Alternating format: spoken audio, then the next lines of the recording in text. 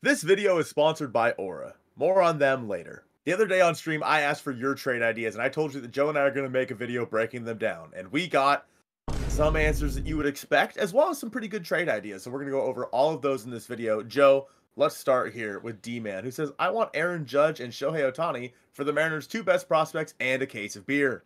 My concern here is which prospect goes with the case of beer and for what player. Truly, like, are you getting Aaron Judge for Colt Emerson, or are you getting Aaron Judge for Cole Young and a case of beer? I don't know. I think it's a valid What kind request. of beer is it? True. What kind of beer is it? It could be Keystone Light, Keith Stone, You're So Smooth, or it could be this high-end something, or I'm such a good beer connoisseur, Colton. Yeah, I know a lot about them. Overall, D-Man, I don't think it's happening. We appreciate your idea, though. Mitchell Hopkins, can we trade Joe for Shohei Ohtani? I want to make something very clear. I'm not giving up Joe for anything. Yeah, the Greg said Sam Haggerty for Ellie De La Cruz. Straight up. Joe? I think if we also rupture Ellie De La Cruz's Achilles. With all of the terrible trades that we're starting this off with that you guys left us, it kind of blows my mind that one name, because of who we are, one name was not mentioned, Joe.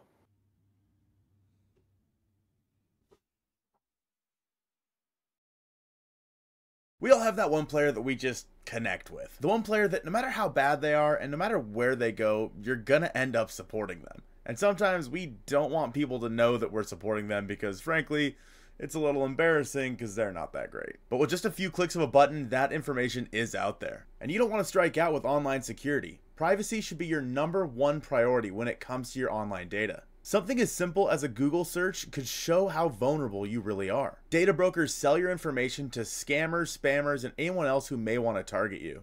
Your full name, your address, even the players you irrationally support, it's all out there. That's why I've been using Aura, the sponsor of today's video. Aura shows me which data brokers have been using my information and automatically submits an opt-out request for me. Cleaning up my information not only helps me reduce spam, but also protects me from hackers trying to access my personal accounts.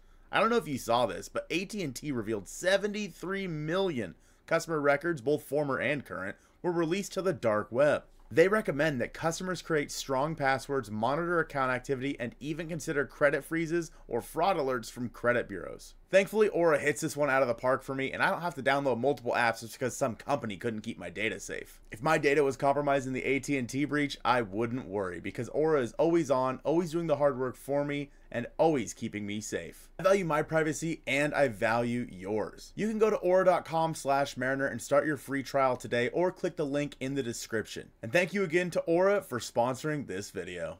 Now, Joe, let's get into the real trades here. This first one from Ian. He says that we receive catcher Elias Diaz and right-handed pitcher Nick Mears, and the Rockies would receive Aiden Smith, perhaps some other very low-ranked or unranked prospect. He goes on to say that Mears just needs to throw strikes, and he could be really good. Lots of ground balls and weak contact. Seems like something the Mariners would target for the pitching lab to fix. For me, I think that the idea that we're acquiring another guy to fix in the lab, right now, I don't want someone that needs to be fixed. I think you need to go out and get a bona fide leverage arm. If we're trading for a reliever, this can happen. Like, getting a guy like this, sure, it's possible. It's just not at the top of my list. Getting an actual backup catcher to Cal. Elias Diaz is someone that can be, I think, a starting catcher. He was the All-Star Game MVP last year in T-Mobile, so he can hit there, but I feel like people also won't love the idea of trading Aiden Smith here. Aiden Smith is a guy that's, I think, rocketing up a lot of prospect boards, specifically for the Mariners. He's definitely, I think, well into the top 10. If by the midseason ranking, it's going to happen. Nick Mears, you're saying that he just needs to throw strikes. He's got a 77 ERA plus on the year right now as it stands, but it is someone in Colorado. I'm not in love with it personally. Yeah, I don't know. I think that honestly, I think both teams might say no in this situation. I like where your head's at, Ian. I think that, you're talking about getting a backup catcher trying to replace Sebi Zavala, of course. When it comes to how this trade looks, in my opinion, this is a fleece by the Mariners. I like Aiden Smith. I really do.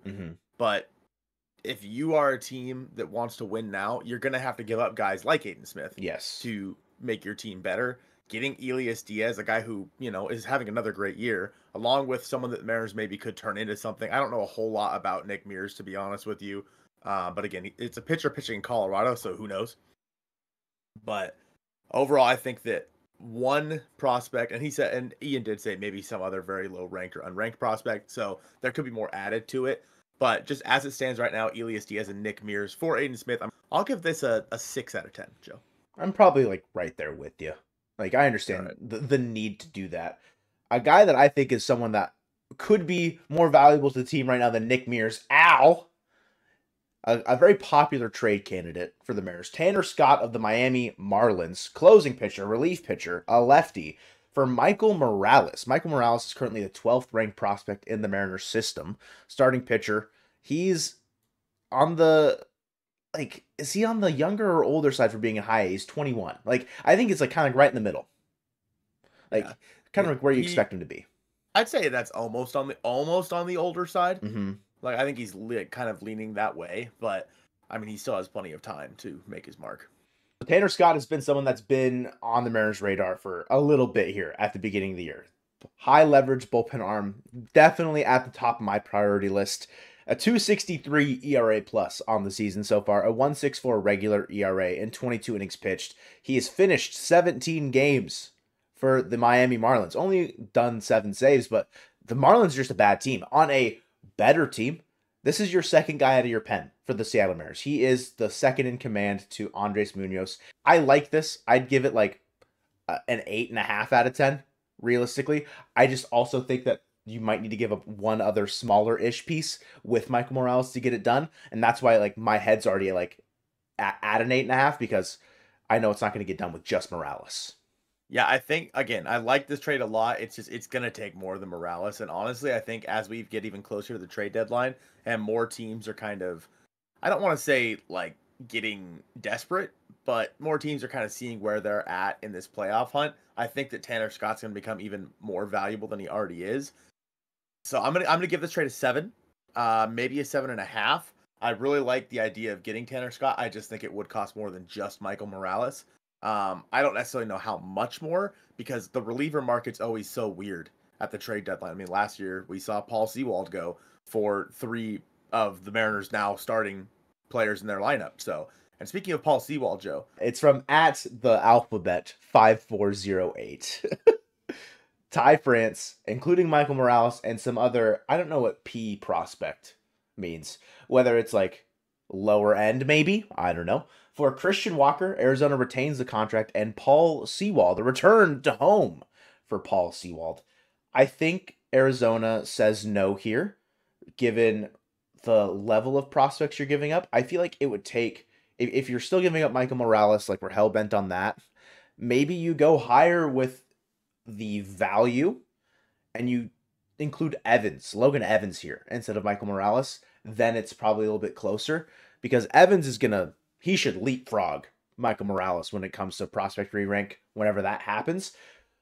I like acquiring Christian Walker. I like acquiring Paul Sewald. I understand where the head's at. I just think, I don't know what value Arizona sees in getting Ty France instead of having Christian Walker. Like, what's their end goal in that situation? And you have to make it worth it for them by giving them some prospects that are probably a little bit closer than a guy that's in high A, and then whatever other prospect you wanted to include there. Personally, I think the only thing that Arizona could see that they could benefit from the Ty France part of this trade is Walker's a free agent at the end of the season, and Ty France has one more year. Maybe, that's part of it, but it's going to cost more than Ty France and Michael Morales. I think maybe they'd be a good start. Yeah. But I don't think that that's the end all be all when it comes to this trade. I think Ty France, Michael Morales, sure, I agree with you. It should be Logan Evans over Michael Morales in this trade. Obviously, getting Sewald back would be a big boost to the back end of this bullpen. I don't think he'd be the closer. I think it would be Munoz. Oh.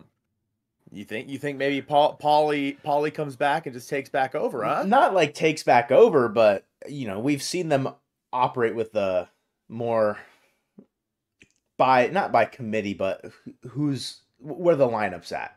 I think it can be a same shared idea as it was before. Yeah.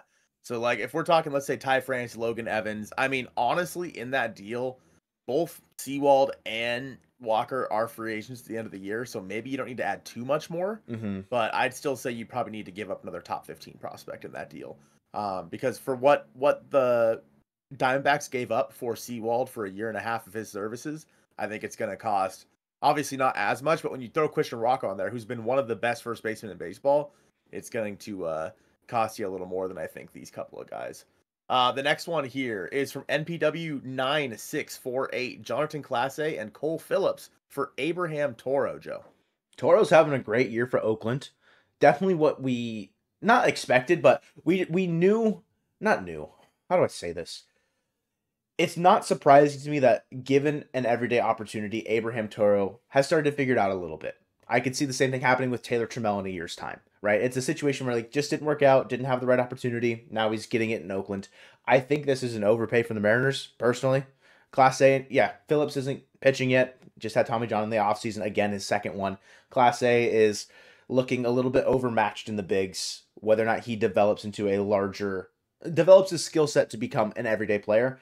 He has some raw talent that it can be used in an everyday situation, similar to like an Esteury Ruiz that the Athletics already have. But are we going to bring Toro back and then have him just become what he was before? Is it sustainable? Because this is the first time he's ever seen this level of success. I'm not sold on the idea, but I get why people are probably clamoring to bring Toro back, given what they've seen out of him in Oakland. Yeah, and he's looked really good. I just don't necessarily know if he has a spot on this team.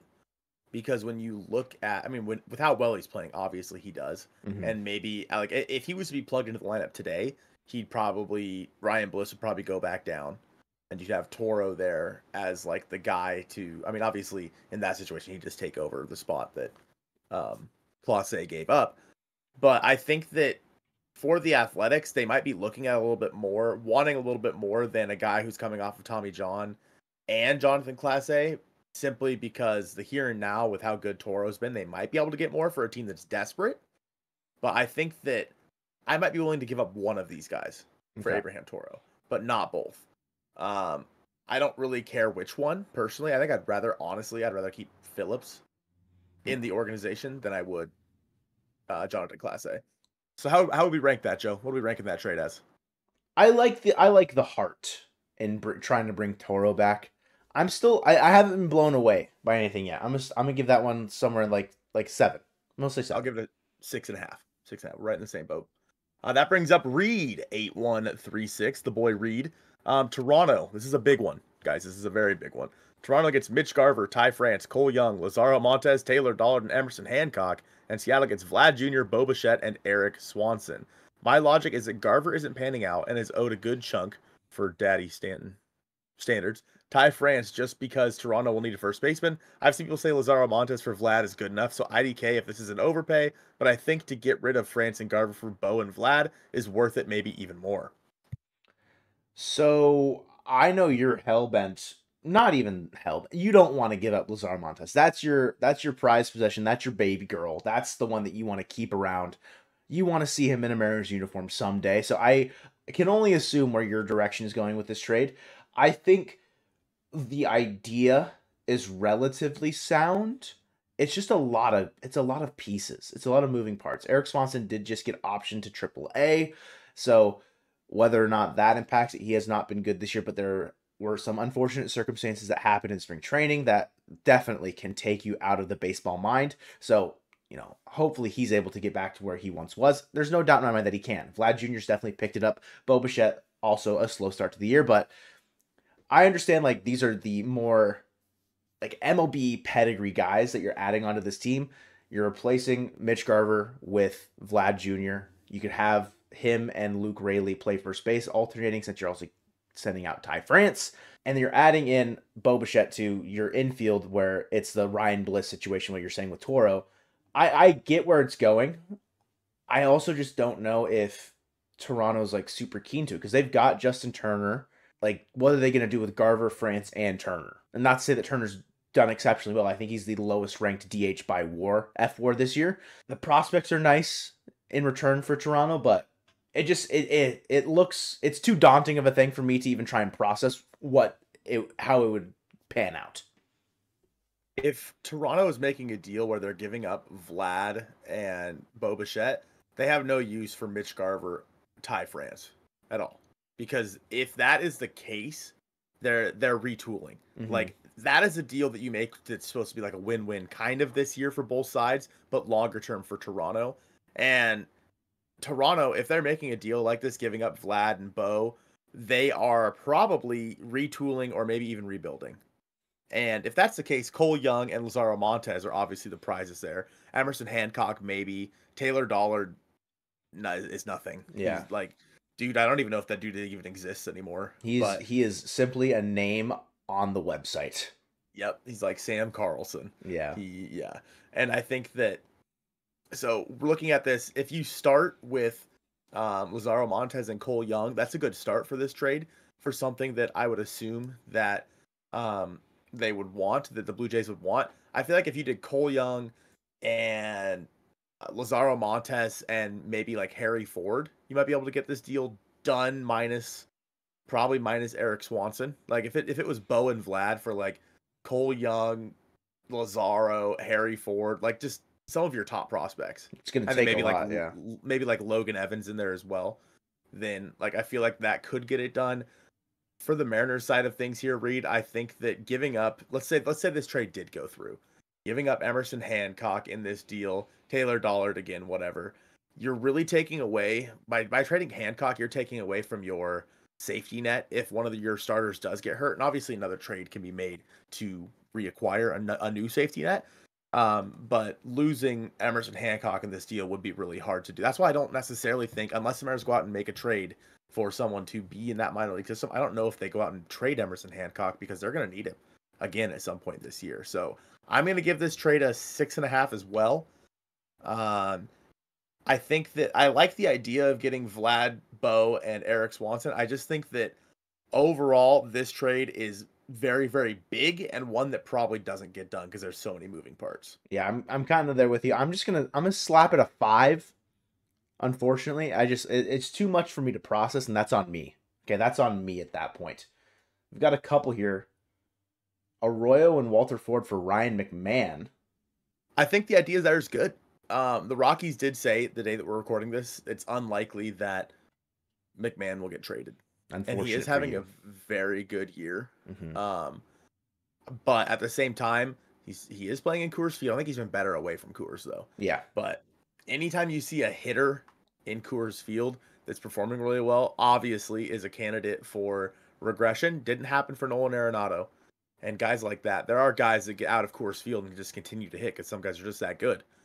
But I think that Arroyo and Walter Ford is a good place to start for Ryan McMahon. Personally, I think the Rockies would want more. But then again, I don't know what the Rockies want because they're the most confusing team in baseball. His contract could play a factor in there if a trade would get done for McMahon. So I don't know if it would take more. The Mariners might have to take some of the contract, but like with how penny pinching the organization has been, who knows how that would go over. Another one here, Mike with an L, came in with a couple trades here. Ty Pete, Logan Evans, and Troy Taylor for Luis Robert. Now, that's probably the best one so far. I think I would prefer to not have to give up Evans and Taylor in that situation because to me, those two guys are the next two pitchers that can have an immediate impact on this team that are in your prospect list. Like Michael Morales, sure, is the top ranked pitching prospect, but he's far and away not happening this year. Logan Evans could happen this year. Troy Taylor could make an impact this year. So if you can somehow substitute one of them for like Reed Van Scooter, a little bit lower on the prospect totem pole, and maybe add in one other guy, like that's an unranked prospect or like a AAA guy that's just on the fringe, that might be where I'd go for Luis Robert. But Colton, this is one where I'm like, yeah, I could see it happening. Mm-hmm. If I had to give the first trade a grade, I'd probably give it a 7. Mm-hmm. I think I'd probably give this trade a 9. It's like, closer. Ty Pete, Logan Evans, and Troy Taylor for Luis Robert, I feel like is kind of what, if you're the White Sox, you need to be looking for in terms of the prospect value you're going to get back. And in terms of just what it would take, I think that's about right. And obviously adding Luis Robert would be a big addition to this roster. I think that because of where the Mariners are at as an organization, they might be okay with this, trading both Evans and Troy Taylor, simply because, again, you have to give something up to get something, and sometimes you have to go all in. I think that because the Mariners have the guys that they do have in their starting rotation, they'd be okay with trading some of these guys, lower end guys like Evans and Taylor, who are probably this year could make it, but I would say at least a year away from really making an impact when you have Emerson Hancock and Jonathan Diaz down there that can make starts for you if you need them to. I think that because of that, the Mariners might be more open to trading some of these guys who maybe have brighter futures than Hancock or Diaz. Yeah. But are guys that can go out and make a big impact for you on the trade market because the Mariners need offense, and Luis Robert might be that guy. Maybe Class A and a lower end prospect for Brent Rooker. I think the idea behind Rooker is that you're just hoping he continues to. He's going to strike out. You just hope that he's going to continue to slug. That's what you just have to hope. You hope that he doesn't regress. I think it's possible that he can work out with Seattle. I'm a little bit apprehensive about like what role he would play or like where he fits because he kind of would lump into Garver and Haniger's role. But sure, it's nice to have a guy that's going to have an OPS over 1,000, of course. Class A and a lower end prospect, I think honestly gets it done. Mm-hmm. I would sit at like an 8.5, maybe an 8 for that one, but it's lower than Robert because of the quality of player you're getting. Mm-hmm. Yeah, I'd give it an 8. I think that Class A and a lower end prospect is what it would take for Brent Rooker, who again is somebody like you said who could be a prime regression candidate, but at the same time, the Athletics don't need him. Mm-hmm. What point do they have to keep him? So I think that Brent Rooker, like you said, I don't necessarily know where he fits on this team. But I think that in terms of offense, who cares? You need offense. And so, yeah, I think overall, like this comment as a whole, I'm giving this comment like an 8.5. It's a W comment. I'm going to heart it right now. Yes, you should. I just hearted it in real time. Mike with an L. Evil Tom said, and I quote, Mason Miller for Cade Marlowe, Ty Pete, and Taylor Dollar Joe. Mason Miller is another very, very popular trade candidate. Not just for the Mariners. I think anybody with a pulse is like, what can we do to go get Mason Miller? Cade Marlowe, Ty Pete, Taylor Dollard. I think it. I don't know if it gets done. Taylor Dollard's nothing. Cade Marlowe is a quad A outfielder that like has. He's borderline nothing. Yeah, and then Ty Pete, he is your expendable piece of a very stacked top 10 position player farm. But the Athletics probably want more quality than what we're giving up there, ultimately. Yeah, I think that the Athletics will get a lot more for Mason Miller than this trade, and I think that they will if they do decide to trade him because his value will probably never be higher than it is right now. And we've talked about before, he's also another prime regression candidate. And so for Mason Miller, I think Evil Tom that I just don't think this gets it done. I'm going to give it a 6. I'll sit at like a 7 because I like the idea. If the Mariners were to get it done with that, that's great. Oh, I'm all in. Yeah. As far as the Mariners' perspective is concerned, it's a 10. But given what we know about trade packages, what we know, who am I talking? Who am I kidding? We don't know anything. We don't know anything. We don't know anything. But what we can expect, I would say it's a little misfire. But I appreciate the gumption. Mitchell Hopkins says, get Tanner Scott for whatever he costs and Tommy Pham for whatever he costs. Those are two guys that I said would be my main two targets. Yeah. No, great trade, Mitchell. Yeah, really good. Whatever he costs, yeah. It's exactly exactly what we need. Appreciate you thinking it through, buddy. Yeah. No, I agree. I think Tanner Scott and Tommy Pham make a lot of sense. Tommy Pham, prime regression candidate, just because, well, he's old and he shouldn't cost a lot. It's the White Sox. Like, it should not cost a lot to go out and get Tommy Pham. You probably slate him into right field and Mitch Haniger rides the pine. Like, that's just kind of where you're at with that. I don't necessarily know. Obviously, I would assume Jonathan Clase probably goes in one of these two deals. Has to, yeah.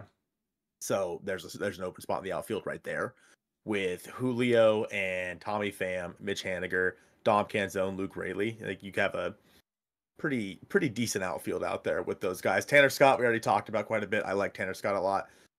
Mitchell, I'm going to give this a NA out of 10 because you didn't actually make a trade package, but I like the idea. This actually would get a 0, I think, on an assignment because you didn't complete the assignment here, buddy. So. You didn't show your work. How dare you? And I Prima. was gonna say, Huh? did show the work here for Prima. Tyler Locklear to Minnesota for Max Kepler and Griffin Jax. Max Kepler and Griffin Jax are two guys that make a lot of sense for the Mariners right now. It's going to take more than Tyler Locklear, a guy who's never played at the major league level, to get both of those guys. Griffin Jax obviously be good at the back end of this Mariners bullpen. You can slate Kepler into right field if you need to. Tyler Locklear, I feel like, would be a good start to that trade package. You probably wouldn't need to add too much more, but you're not going to get two major league quality contributors for a guy who's never played above, well, now has played above AA, but a guy who has so much left to prove. Yeah, and Jax is a free agent until 2028. So, like, it's going to take more. Again, Mariners perspective here, 10. 10 out of 10. But the Twins would say no in a heartbeat. Mm-hmm. So, I like where the idea is at. I think that Kepler and Jax are guys the Mariners should target. I just don't think that it gets done with Tyler Locklear. Dorian, not very likely at all, but the Pirates still stink. If this trade is stupid, let me know. At accent. Michael Arroyo, Aiden Smith, Luis Sweetspell for Bryan Reynolds, Hunter Stratton, and Kyle Nicholas. Luis Sweetspell, Aiden Smith, and Michael Arroyo. Not necessarily top prospects for the Seattle Mariners, but guys that definitely have some upside. Bryan Reynolds did just sign the extension in the offseason with the Pittsburgh Pirates. Hunter Stratton out of the bullpen. He's out of the bullpen, right? Yeah. Yeah, like, he'd be a middle relief type probably for the Mariners, I'd say. Bryan Reynolds, again, a guy who makes a lot of sense for this team, but I feel like made a lot more sense last offseason than he does at this very moment. And who's Kyle Nicholas, Joe? A free agent in 2030, the Mariners would have him until he's hardly made any appearances in the MLB. 14 games, 14 and 2/3 innings pitched. He's got a career 8.59 ERA. There's got to be something in the underlying metrics here that Dorian would include him in this. It's probably like a project arm would be my assumption.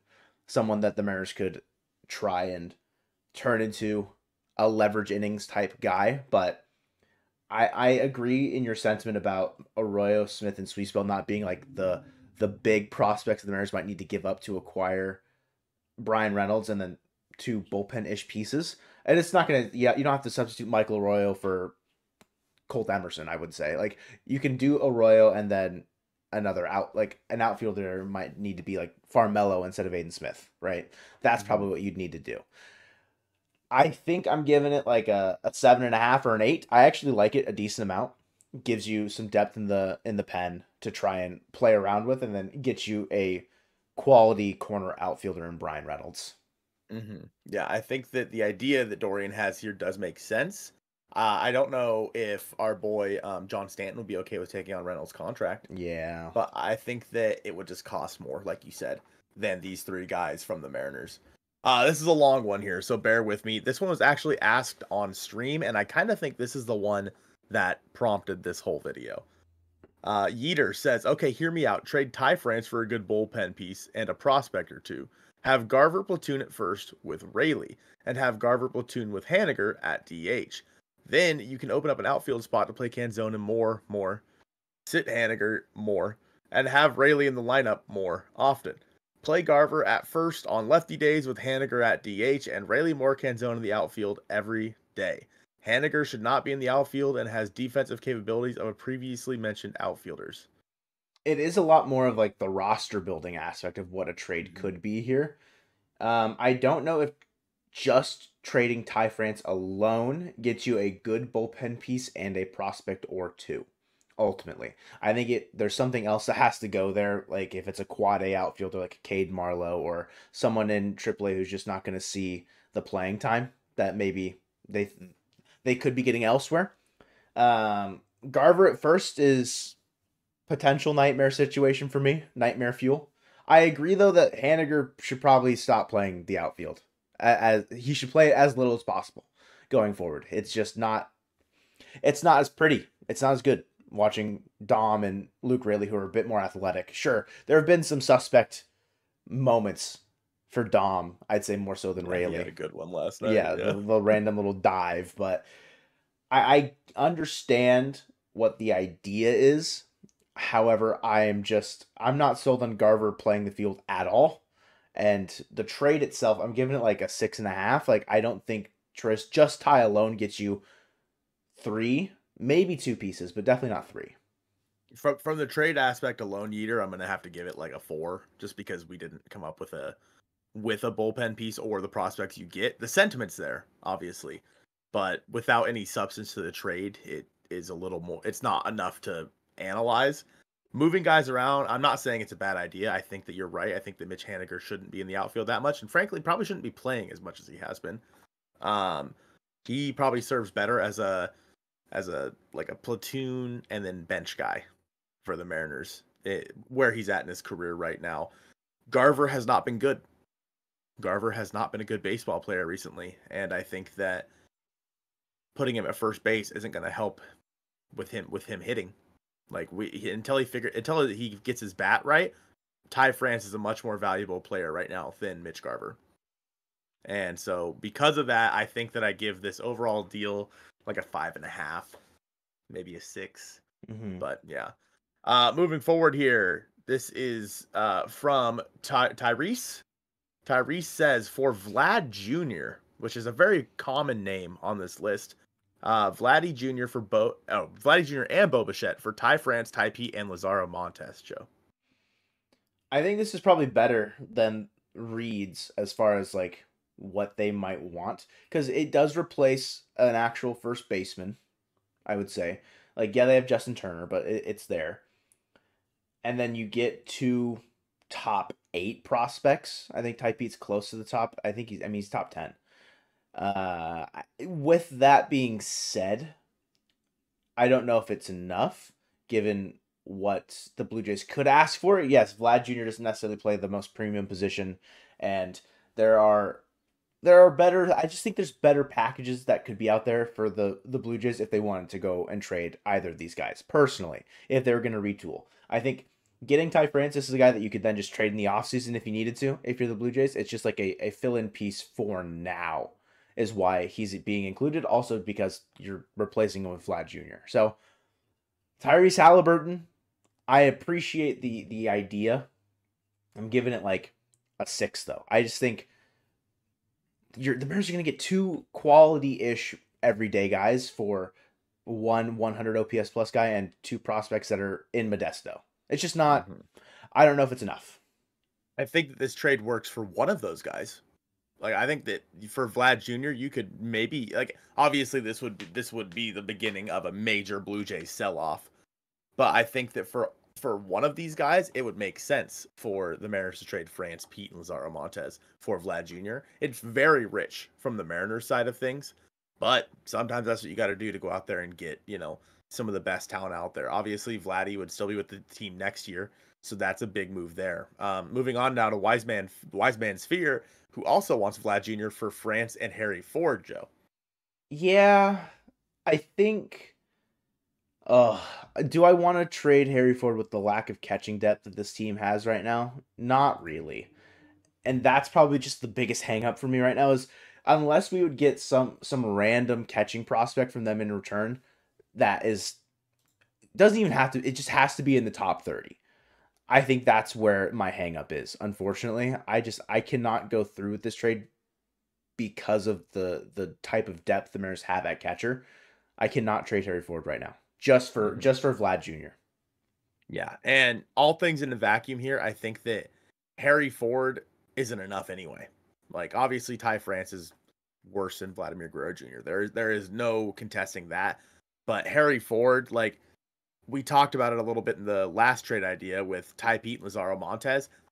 If we just take Ty France out of this whole thing in general and talk about just for Vladdy, so Ty Pete and Lazaro Montes for Vladdy Jr., I think is closer to what it would cost than just Harry Ford for Vladdy Jr. So I'm going to give this one a 6. I think that overall, people might be undervaluing Vladdy a little bit, even if it is going to be just a year and a half of Vladimir Guerrero Jr. That's a hell of a lot better than a year and a half left of Ty France. He's definitely heated up. Like he is starting to return to a little bit of an offensive prowess, I would say. Yeah. The next one here is Boomer says Kirby and Haniger to the Astros for Kyle Tucker and cash considerations. Joe, where do we begin? Kyle Tucker is a good idea, a good trade candidate for the Mariners. He checks off a lot of the boxes. A guy that I like as a ball player a lot. I think, honestly, dude, I think this might be like in line with it. And it sucks to say because I think Kirby, you have the right idea, like with the hesitation, I think, because of what he's capable and what he's shown. But you are acquiring a top 5 MVP guy for a year and a half. You're getting rid, and I say that in the nicest way possible, of a guy that cannot play the corner outfield spot for you much longer and his contract, and you're also getting cash back. This seems like a deal that if for whatever reason the Astros would go through with it, that it would make a decent amount of sense given what you could get for the here and now. It's just you need to replace the pitching. And that's probably where the Mariners say no, is because you cannot trade George Kirby without getting something in return or having a backup that's a little bit better than Emerson Hancock, because you're trading your, I guess on the year, he's been your number 5 or number 4 as far as like what you've gotten out of him quality wise, but you know his ceiling is a number 1. Mm-hmm. I think that in terms of this trade, I don't think it would ever happen anyway. I highly doubt the Astros would trade Kyle Tucker to the Mariners, and I highly doubt the Mariners would trade any of their pitchers to the Astros. Yeah. Because the Mariners don't want to face their pitchers. Nobody wants to face the Mariners pitchers. So I think that the idea of getting Kyle Tucker makes sense. I don't think it will ever happen. I think that trading George Kirby for a right fielder who has a year and a half of control left, who is probably going to be top 5 MVP, I'm not in love with it. I think that George Kirby over the next few years will be just as valuable from a pitching standpoint as Kyle Tucker will be from a hitting standpoint.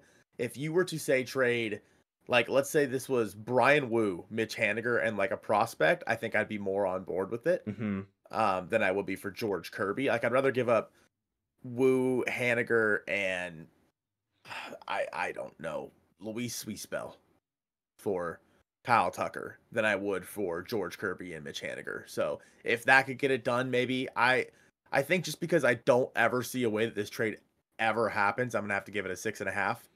I think that the idea and the framework makes sense. I just don't think logistically it could happen. And that brings us to one more, Joe, from Adam. He said, trade Julio. Reply, so brave of you, Adam, if you wholeheartedly agree. And Joe replied with, so brave of you, Adam. And let us know in the comments if you want to know what Joe's Julio trade packages would look like. Thank you guys so much for watching this one, and go Mariners.